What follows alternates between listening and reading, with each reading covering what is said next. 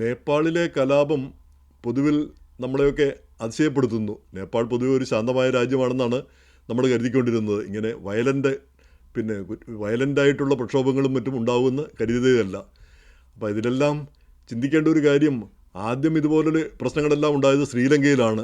അവിടുത്തെ പ്രസിഡന്റ് രാജപക്സ അവിടുന്ന് സ്ഥലം വിട്ടു, ഓടിപ്പോകേണ്ടി വന്നു. അത് എവിടെയോ മാലദ്വീപിലോ എവിടെയോ പോയി അഭയം തേടിയിരിക്കുകയാണ്. പിന്നീട് ബംഗ്ലാദേശിൽ ഇതേ പ്രശ്നം ഉണ്ടായി. അവിടെ പ്രധാനമന്ത്രിയായിരുന്ന ഹസീന അവർ ഇന്ത്യയിലേക്ക് ഒളിച്ചോടേണ്ടി വന്നു. അവിടെ വിദ്യാർത്ഥി പ്രക്ഷോഭമായിരുന്നു. അവരെല്ലാം അടിച്ചു തകർത്ത്, ആ ഭരണാധികാരിയെയും ഭരണരംഗത്തെയും ഭരണകൂടത്തെയും എല്ലാം അടിച്ചു തകർത്ത് ഓടിച്ചു വിട്ടു. അവിടെ എവിടെയോ കിടന്ന മുഹമ്മദ് യൂനിസിനെ പിടിച്ച് ഭരണാധികാരിയാക്കി. അഡ്വൈസറിനോ ചീഫ് അഡ്വൈസറിനോ എന്തോ ആണ് പേര്. അപ്പോൾ അങ്ങേരുടെ കീഴിൽ ബംഗ്ലാദേശ് വർഗീയവൽക്കരിക്കപ്പെട്ടുകൊണ്ടിരിക്കുന്നു. ഇപ്പോൾ ഇത് ജമായത്തെ ഇസ്ലാമി ഢാക്ക യൂണിവേഴ്സിറ്റിയിലൊക്കെ അധികാരം നേടുന്നു എന്നാണ് പറയുന്നത്. അവരുടെ ഇലക്ഷനിലൊക്കെ ജമായത്തെ ഇസ്ലാമി നമുക്കറിയാം തീവ്ര മുസ്ലിം വിഭാഗമാണ്. അവർക്ക് ജനാധിപത്യമൊന്നും പ്രശ്നമല്ല. ജനാധിപത്യമൊന്നും ഇല്ലാത്ത തീവ്ര മതരാജ്യം ഉണ്ടാക്കുക എന്നുള്ളതാണ് അവരുടെ ലക്ഷ്യം.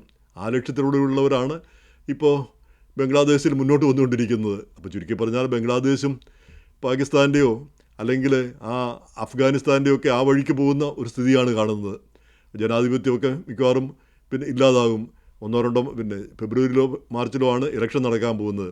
ഇലക്ഷനിൽ ഹസീനയുടെ പാർട്ടിക്ക് മത്സരിക്കാനുള്ള അവകാശവുമില്ല. അപ്പം ബാക്കിയുള്ളവരും മാത്രമാണ് മത്സരിക്കാൻ പോകുന്നത്. അപ്പം ആ മത്സരത്തിന് എത്രമാത്രം സാധ്യത ഉണ്ടാകുമെന്ന് കണ്ടറിയേണ്ടിയിരിക്കുന്നു. എങ്ങനെയായാലും അതുപോലും പ്രധാനമാണ് ഒരു ഇലക്ഷൻ ഏതെങ്കിലും രീതിയിൽ നടന്നു കഴിഞ്ഞാൽ. ഇനി ഇതിൻ്റെ ഇടയ്ക്കാണ് ഈ നേപ്പാളിലെ പ്രക്ഷോഭം നമുക്ക് അതിശയം തോന്നും. അവിടെ വലിയ പ്രശ്നമൊന്നും ഇല്ലാതിരുന്നു എന്നാണ് നമ്മൾ കരുതുന്നത് സർഫസിൽ, ആ മുകൾ പരപ്പിൽ. അപ്പോൾ പെട്ടെന്ന് ഉണ്ടായത് എന്താണ്? ഈ സോഷ്യൽ മീഡിയ, ഫേസ്ബുക്ക്, വാട്സാപ്പ്, ഇങ്ങനെ ഗൂഗിള്, ഇവരെല്ലാം സർക്കാരിൽ രജിസ്റ്റർ ചെയ്യണം, അല്ലെങ്കിൽ ആ സർവീസ് നിർത്തലാക്കാൻ പോകുന്നു. സർവീസ് അങ്ങ് നിർത്തലാക്കി. ഈ വിദേശ കമ്പനികളൊക്കെ അവിടെ രജിസ്റ്റർ ചെയ്യണം.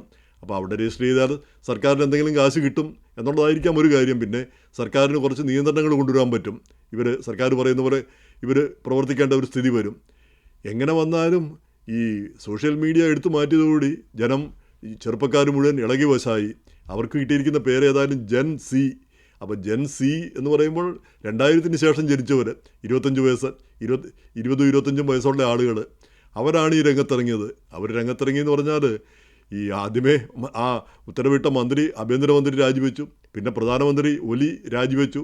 പിന്നെ പ്രസിഡന്റ് രാജിവെക്കാൻ രാജിവെച്ചു അത് കൃത്യമായിട്ട് മനസ്സിലാവുന്നില്ല. എന്തായാലും പ്രസിഡന്റിൻ്റെയും പ്രധാനമന്ത്രിയുടെയും ഒക്കെ കൊട്ടാരങ്ങൾ കെട്ടിടങ്ങളെല്ലാം പോയി തീവെച്ചു. പാർലമെൻറ്റിന് തീവെച്ചു. അതിൻ്റെ പ്രധാനപ്പെട്ട കാര്യം ഈ പ്രക്ഷോഭകരെ അതിനിഷ്കരണമായിട്ട് വെടിവെച്ച് കൊല്ലുകയാണ് ചെയ്തത്. 19 പിള്ളേരെയൊക്കെ വെടിവെച്ച് കൊന്നു. അപ്പോഴത്തേക്ക് സംഗതികളെല്ലാം കൈവിട്ടു പോയി. ആ രീതിയിൽ വന്നപ്പോഴത്തേക്ക് അവർ തിരിച്ച് ശക്തമായിട്ട് രംഗത്ത് വന്നു. അപ്പോൾ തീയിടുകയും ആ തീയിൽ ഒരു മുൻ പ്രധാനമന്ത്രിയുടെ ഭാര്യ തന്നെ അവരെ തന്നെ തീവെച്ച് കൊന്നു എന്നാണ് പറയുന്നത്. അപ്പോൾ ഒട്ടും ശുഭകരമായ വാർത്തകളല്ല അവിടുന്ന് വരുന്നത്. അപ്പോൾ അതിൻ്റെ ഇടയ്ക്കാണ് പട്ടാളം അധികാരം ഏറ്റിരിക്കുന്നത്. അവസാനത്തെ ആശ്രയമാണ് ഈ പട്ടാളം വന്നാൽ അതിനപ്പുറത്ത് ആരുമില്ല. അപ്പോൾ അങ്ങനെ ആ സംവിധാനങ്ങളും നമ്മുടെ ജനാധിപത്യമെല്ലാം തകർന്നടിയുന്നൊരു സ്ഥിതി കാണുന്നു. ഏതാനും വർഷമേ ആയുള്ളൂ ഈ രാജാധികാരം വിട്ടിട്ട് ജനാധിപത്യത്തിലേക്ക് ഈ നേപ്പാൾ വന്നത്. അത് വീണ്ടും അരാജകത്വത്തിലേക്ക് പോകുന്ന ഒരു സ്ഥിതി ഇപ്പോൾ കാണുകയും ചെയ്യുന്നു. പട്ടാളമൊക്കെ വന്നു കഴിഞ്ഞാൽ അരാജകത്വം അല്ലെങ്കിൽ കൂടി ഈ ജനങ്ങൾക്ക് പ്രാതിനിധ്യമില്ലാത്ത ഒരു ഭരണമാണ് അവിടെ നടക്കുന്നത്. അപ്പോൾ എത്ര കണ്ട് മുന്നോട്ട് പോകുമെന്ന് കണ്ടറിയേണ്ടിയിരിക്കുന്നു. അപ്പോൾ എന്തായാലും ഈ പ്രക്ഷോഭങ്ങളിലൊക്കെ ശ്രീലങ്ക, ബംഗ്ലാദേശ്, നേപ്പാൾ, ഇനി പാകിസ്ഥാനിലാണേലും തിരഞ്ഞെടുക്കപ്പെട്ട ഒരു ഗവൺമെൻറ് ആയിരുന്നു ഇമ്രാൻഖാൻ്റേത്. അതിനെ അട്ടിമറിച്ചുകൊണ്ടാണ് ഇപ്പോഴത്തെ ഭരണകൂടം വന്നത്. അത് ഇതുപോലുള്ള പ്രക്ഷോഭങ്ങളൊന്നും നടന്നില്ല എന്ന് മാത്രം. അപ്പോൾ ഇതിലെല്ലാം ആരുടെയെങ്കിലും കൈ ഉണ്ടെന്നാണ് ചില നിരീക്ഷകർ പറയുന്നത്. ആരുടെയെങ്കിലും കൈ എന്ന് പറഞ്ഞാൽ ആരുടെ കൈയാണ്? അമേരിക്കയുടെ കൈ. അമേരിക്കൻ അനുകൂലികളെ പിടിച്ച് ഈ രാജ്യങ്ങളെല്ലാം ഏൽപ്പിക്കാൻ വേണ്ടിയിട്ടാണ് ഈ പ്രക്ഷോഭങ്ങളെല്ലാം ഉണ്ടായതെന്നാണ് ചിലർ പറയുന്നത്. ഈ അമേരിക്ക അതിന് മാത്രം ഭയങ്കര ശക്തിയാണെന്നും ഈ എല്ലാ രാജ്യങ്ങളെയും നിയന്ത്രിക്കാൻ പറ്റുന്ന രീതിയിലുള്ള ശക്തിയോ അല്ലെങ്കിൽ അതിനുള്ള താല്പര്യമോ അമേരിക്കയ്ക്കുണ്ടെന്ന് പറയുന്നത് നമുക്കത്ര വിശ്വസിക്കാനായിട്ട് കഴിയുന്നില്ല. കാരണം ബംഗ്ലാദേശോ നേപ്പാളോ ശ്രീലങ്കയൊക്കെ കൈവന്നുകൊണ്ട് അമേരിക്കയ്ക്ക് പ്രത്യേകിച്ചൊരു നേട്ടം ഉണ്ടാകുമെന്ന് നമ്മൾ കരുതുന്നുമില്ല. എന്തായാലും ഈ രാജ്യങ്ങളിലൊക്കെ നടക്കുന്ന പ്രക്ഷോഭങ്ങൾ ഇന്ത്യ ഏറെ ശ്രദ്ധിക്കേണ്ട ഒരു കാര്യമാണ്. നമ്മുടെ രാജ്യത്ത് അങ്ങനെയുള്ള ഒരു പ്രക്ഷോഭത്തിനുള്ള ഒരു സാധ്യതയില്ല. ഇന്ത്യയുടെ ഏറ്റവും വലിയ ഗുണം എന്താണ്? ഇന്ത്യയിൽ എവിടെയെങ്കിലും ഒരു പ്രശ്നം ഉണ്ടായാലും, ഇപ്പോൾ പണ്ട് പഞ്ചാബിൽ പ്രശ്നം ഉണ്ടായി, അത് ഇന്ത്യയുടെ ഒരു 3% ഭാഗത്ത് മാത്രമാണ് ആ പ്രശ്നം വരുന്നത്. അല്ലെ ആസാമിൽ പ്രശ്നമുണ്ടായി, അല്ലെങ്കിൽ തമിഴ്നാട്ടിൽ പ്രശ്നമുണ്ടായി. അപ്പോൾ ഇന്ത്യയുടെ ഒരു ചെറിയ ഭാഗത്ത് മാത്രമേ പ്രശ്നങ്ങൾ അവിടെ മാത്രമായിട്ട് അങ്ങ് ഒതുങ്ങി നിൽക്കും. അതാണ് ഇന്ത്യയുടെ ഏറ്റവും വലിയ മഹത്വം.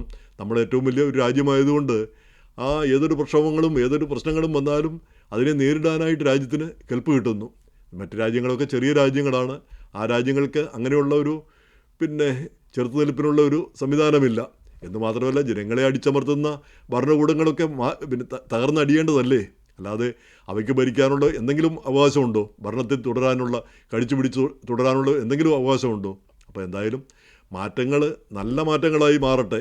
ജനങ്ങളുടെ അവകാശങ്ങൾക്കും ജനങ്ങളുടെ മേന്മയ്ക്കും വേണ്ടിയിട്ടുള്ള മാറ്റങ്ങളായി മാറട്ടെ. അല്ലാതെ അതിൻ്റെ ഈ മാറ്റങ്ങളുടെ മറവിൽ ഈ വർഗീയവാദികളും മതമൗലികവാദികളും, ഇപ്പോൾ ജമാഅത്തെ ഇസ്ലാമി പോലുള്ള മതമൗലികവാദികളൊക്കെ അധികാരത്തിൽ വരിക എന്ന് പറഞ്ഞാൽ അത് ദോഷകരമാണ്. അത് ഏറ്റവും പേടിക്കേണ്ട കാര്യവുമാണ്. പ്രത്യേകിച്ച് നമ്മുടെ അയൽ രാജ്യങ്ങളിലൊക്കെ അങ്ങനെ മതമൗലികവാദികൾ കൂത്താടുന്ന ഒരു സ്ഥിതി വരുന്നത് ഇന്ത്യക്കൊട്ടും അഭികാമ്യമായ കാര്യമല്ല. നമ്മൾ ശ്രദ്ധിക്കേണ്ട കാര്യം തന്നെ.